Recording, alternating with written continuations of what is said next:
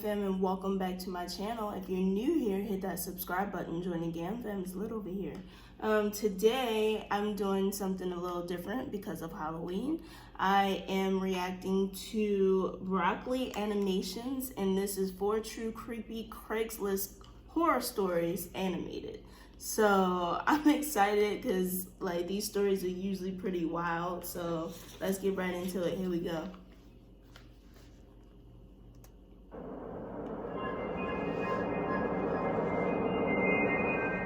My name is Derek, and I'm a freelance writer. I don't make a lot of money, but I make enough to get by. I have a few steady clients that I work for, but I'm always looking out for more gigs. Recently, I had some minor surgery, and I needed money fast. I looked everywhere, but I couldn't find anything. Then someone recommended that I check out the writing gigs that are posted on Craigslist. I'd never used Craigslist before because I figured that a lot of the postings on there are a little sketchy, but I was desperate. Yeah, Craigslist. I'm very skeptical of Craigslist. Like they have some wild, crazy stuff on there. Like looking for girls to do crazy stuff, and you just never know. Craigslist, I don't trust it. I mean, I know a lot of people use it, but I don't know much about it to trust it. And like the stuff that I do know about it, I'm like, nah. But yeah, this is already off to a bad start. Right away, I found a post for a writing assistant that paid really good money. I emailed the client that I was interested, and he said that the job had to be done in person at his house. What? Normally, I would have said no, but I ended up agreeing. After all, it was a lot of money for some easy work. No, the client's name was Robert, and he lived pretty close to my house. I drove over to his place, making sure that I had pepper spray in my pocket just in case. His house was a lot nicer than mine. He greeted me at the door and seemed like a normal person. He gave me a quick tour of the house, and then he led me to a work table covered in sealed envelopes. He handed me a list of names and said that all I had to do was write down the names on the envelopes. That was it. No addresses, just names. I tried to... Like, this wouldn't just set off an alarm in your head, you know? Like, all I need you to do is write names on envelopes. Anybody could do that. He could have did that himself. Like, that's a lot of sketchy. Like, that's a red flag right there. First red flag, and you didn't see it. Asked him what was inside the envelopes, but he smiled and said, don't worry about it. Nah, I need to know. So for the next few hours, I sat at the table and copied a different name onto each envelope. I didn't see Robert the entire time. Aside from getting some cramps in my hand, it was the easiest job I'd ever done. By the time Robert came back, it was already night. I was so focused on the work that I hadn't noticed the time. He thanked me for working so hard and asked if I wanted to crash in his guest bedroom for the night. I thanked him, but I really just wanted to go home. He gave me an envelope filled with cash, including an extra $300 for my, and I'm quoting here, terrific penmanship. What? I went back home and didn't really think about it after that. I had all the money I needed to cover my bills. Then, a few days later, I was scrolling through the local news when I saw an article about a group of women who'd gone missing in my area. All the names seemed familiar. It took me a second to realize that they were all on Robert's list. Wow. I considered calling the police, but I decided against it. After all, it could have been just a coincidence. No. And if the letters were somehow connected to the disappearances, I didn't want to implicate myself. I decided to just let it go.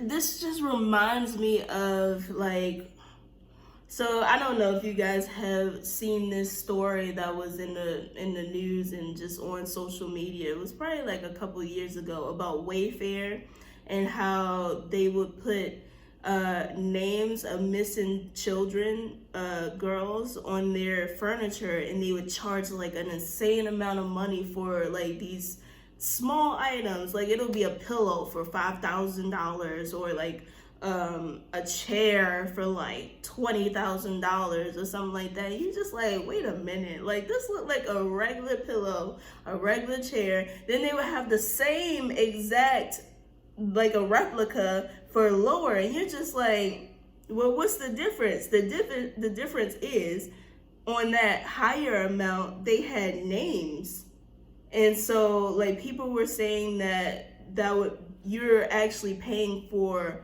the girls instead of the furniture. So I've never bought anything from Wayfair ever, and I will never support them, because if that's true, like I don't know if it's true, but I don't want to take a chance either. If it's true, I don't want to have any part in that. But yeah, that just reminded me of that. But over the next few days, I started looking for reports of more disappearances. And there were a bunch. And all the missing persons had names I remembered. And that he wrote, I too. knew it wasn't just a coincidence. The next weekend, Robert emailed me again, asking if I wanted to come back and do more work for him. I know I should have refused, but I was just too curious. Agreed. So I accepted. And later that day, I was back at his house, working on another pile of envelopes. Once again, Robert left the room as soon as I started working. This time, I secretly took a photo of the new name list on my phone, and I pocketed one of the letters without writing any name on it. I didn't want to open the envelope while I was there in case he had security cameras watching me or something. When I was finished, Robert came back, paid me, and I left. When I got home, I checked to make sure that I was alone, and I opened the envelope. There was a single note card inside, but all it had was a happy face drawn in black marker. This whole thing was getting stranger and stranger.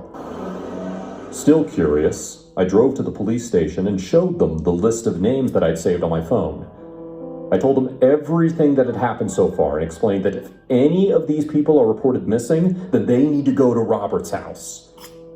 The guy looked at me like I was insane, but he saved the list, and he said he'd let me know if anything happened. I went back home and tried to forget about it. He's driving back. Did what I could. I still had that blank envelope and note card sitting on my counter. Less than 3 hours later, I got a call from the officer saying that 2 of the people on the list had already been reported missing. One from his own backyard, and the other on the way home from school. I started to freak out, but he assured me that they'd figure out what was going on. He'd already sent someone to Robert's house. That night, I couldn't sleep. I was confused and scared, and I couldn't stop thinking about that stupid happy face on the note card. What did it mean? By 2 a.m, I heard footsteps from somewhere inside my house. Nah. Had Robert come for me? I reached for my phone on the end table, but it wasn't there. I realized that I'd left it charging in the living room. I couldn't call for help, and I didn't have a way out of my room. I was trapped. So I very quietly got out of bed and walked to my bedroom door. I locked it, and then very slowly dragged my dresser in front of the door. I crouched down and waited. I could still hear the footsteps outside. They were louder now, probably from my hallway. Whoever was inside my house was walking right to me. I waited for the longest time, barely able to breathe, until the footsteps stopped outside my door. Everything was silent for a while, and then the intruder started slowly scratching on the other side of the door. He knew that I was here. He was taunting me. "Go away!" I screamed. The scratching got louder, more insistent. Then the whole door shook. The intruder slammed against it. I backed away and watched as an axe slammed on the door. Then it slammed again. He was cutting his way into my room. The hole in the door got big enough for me to see through it. The man on the other side was wearing a blank white mask with a happy face drawn in marker, just like the note card. He was huge, too, well over 6 feet tall. Robert was much shorter, so it couldn't be him. "Stop!" I screamed. The man in the mask looked at me through the hole in the door. He cocked his head to the side, like he was studying me. That's God, I creepy. never should have taken that envelope. Then he reached through the hole and started pushing my dresser out of the way.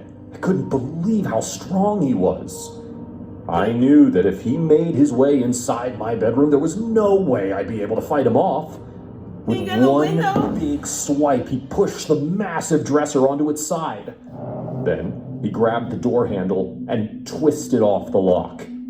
Pushed the door open. By then, I was cowering against the wall, too scared to move. He walked into my room, his axe hanging from one hand. "Who are you?" I whimpered. "What do you want?" Then police sirens blared through the air. The masked man froze. Then he dropped the axe, turned around, and left as if nothing had happened. I was in a complete state of shock when the policeman came inside. He skipped leg The officer day, I talked to earlier said that my neighbor had reported a break-in at my address. He recognized me from earlier, so he knew that this was serious. I asked him if he saw the man with the happy face mask, but he shook his head. The man had left before they arrived. Wait. Okay, I'm gonna try and guess. So my guess is, because he said the neighbor called the cops and said, so I think that the guy that he worked for called the cops because he said he didn't live far from him. So maybe that's the neighbor, and he was calling the cops on him to warn him for taking that letter from his house and when he shouldn't have taken it. And I think he gives out those letters to different girls or people so that that person can show up and kidnap them or kill them or something like that. I don't know. I don't know. Let's just keep watching. I asked if they had gotten any information out of Robert, but he said that Robert's house was empty when they visited him. Yeah. I walked with the police back into my living room. I wanted to show them the happy face card, but it was gone. They had a deputy wait outside my house for the rest of the night in case the attacker came back. That old man? He didn't. It's been 3 days now, and I don't know if I'm safe or if that man will come back for me. I still don't understand what happened. The only thing I know for certain is that I never should have taken that envelope. Well, you learned your lesson. Oh. There were so many red flags. I had just lost my job and was desperately seeking a replacement when I saw the ad on Craigslist. I had already applied to several positions with little luck, and I turned to Craigslist at the suggestion of a friend who had scored his own gig by responding to an ad on the website. I never used it before, but I figured it was worth a shot and began scrolling through local adverts. Most of them turned out to be duds, but there was one that seemed promising. It was a position as a data entry clerk at a local office, and it matched some of the descriptions from my previous job, so I thought I would give it a shot. I responded to the ad with an expression of interest, and they got back to me almost immediately, asking for my resume and a couple of details. You know, I don't think a reputable job would be on Craigslist. I mean, I'm just saying, I know they put jobs on Craigslist, but I wouldn't trust any of them. Like, they just seem like the type of jobs that you wouldn't go on Indeed and apply for, or like LinkedIn or something like that. These are jobs that are different. You know what I mean? At this point, nothing seemed out of the ordinary. The person I was speaking to seemed professional and punctual with their messages, and the ad itself seemed legit. The only thing I didn't do, which in hindsight was foolish, was check out the company itself. I never heard of it before, but I assumed it was one of those big offices that I usually passed by on my way through town. Wow. Plus, I was desperate, so I didn't waste too much time on the fine print. And they pry on that too. After a couple of back and forth messages, they invited me for an interview and sent me an address with a time. 10 a.m. the very next morning. I remarked how fast everything had happened, but even that didn't raise my suspicions. I figured they must have just been as eager to fill the position on their end, and they seemed confident I was the ideal candidate. Oh, no.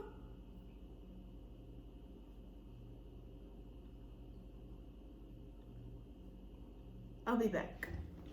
Okay, we're back. I think my internet dropped for some reason. I don't know why. Errand, and they seemed confident I was the ideal candidate. Nothing was set in stone, of course, until the interview itself. The next morning, I woke up early and got ready for the meeting. I put the address into the GPS app on my phone and tried to figure out which bus to take. The location wasn't where I had expected it to be. Instead, it seemed to be a smaller office complex downtown. Regardless, I didn't want to waste the opportunity, so I left my apartment and hurried to catch the next bus to the other side of town. The bus stopped a short walk away from the office, and I was already a bit early, so I decided to check out the area. The location was ideal, given it was only a 20-minute ride on public transport from my apartment. Although the area gave me an odd vibe. There wasn't anyone else around, and there were no cars except for a gray minivan parked up the streets, the windows tinted. Kidnapper van. Feeling a little uneasy, I decided to head inside.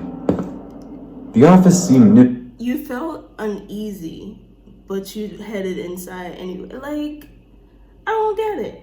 No, because if I feel uneasy, if something makes me uncomfortable, I'm headed back the direction that I came. You know what I'm saying? I'm not going forward. No. What?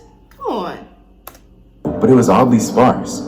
The reception especially was almost empty, except for a few plastic chairs and a potted plant that looked somewhat crumpled. There was a man sitting behind the desk, tapping his fingers against the keyboard, who glanced up when I entered. He didn't smile at me. Hello. I'm here for an interview for the clerk position. He stood up and nodded. Follow me. Oh. That's when my unease grew, and a flicker of doubt wormed its way into my chest. He hadn't even asked for any name or identification, and his hospitality was less than ideal. I shrugged it off and followed him through a door leading to a stairwell. As we walked, I couldn't help but wonder why the place felt so empty. I didn't see anyone else, nor did I hear them. No voice, no clacking keys, no coffee machines whirring. Officers weren't usually dead silent. He led me up a flight of stairs to another small reception area. Like the one downstairs, this place was just as empty and sparsely furnished. There was nobody else there. Please, take a seat.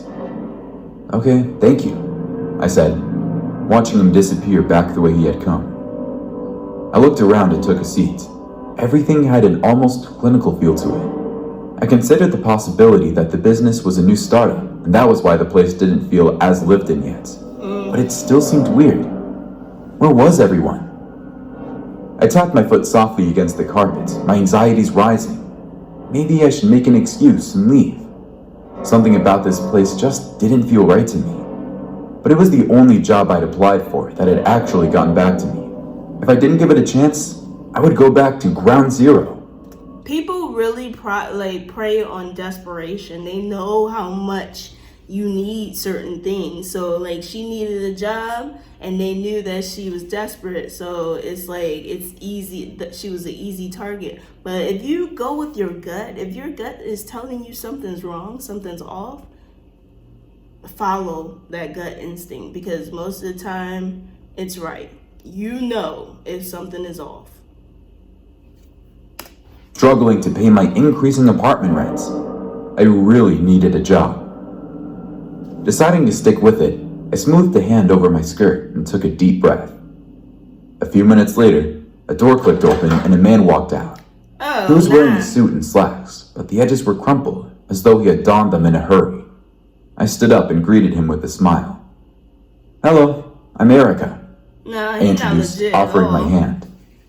He took it with a weak shake and led me into the office without a word. The setup was simple. A desk with a computer and some files on the table. I tried not to let my gaze linger, but the computer looked like an old model. And when I glanced at the monitor, it wasn't even turned on. No. Take a seat, the man instructed, pointing to one of the plastic chairs. I did as he said, shuffling my feet nervously as he closed the door behind us. I swallowed back the lump in my throat.